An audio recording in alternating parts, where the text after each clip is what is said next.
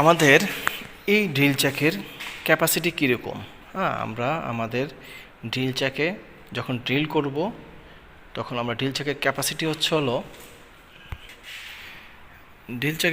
হচ্ছে হলো এই যে আমাদের একটা ড্রিলের সেট।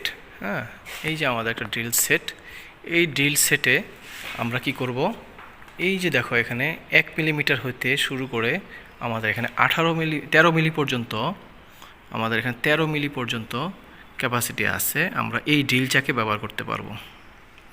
13 মিলিমিটার, 13 মিলিমিটার পর্যন্ত আছে মানে হাইস্ট। তো এই হচ্ছে হলো আমাদের এই ড্রিল চ্যাকের ক্যাপাসিটি।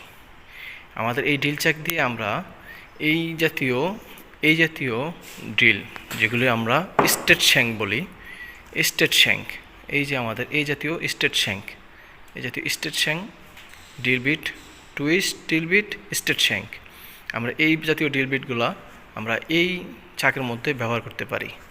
হ্যাঁ, তারপরে আসো, এই জাতীয় ড্রিল বিটের ক্যাপাসিটি হচ্ছে হলো 1 মিলি থেকে শুরু করে একদম 13 মিলি পর্যন্ত এই ড্রিল চ্যাকে কাজ করা যাবে। তারপরে আসো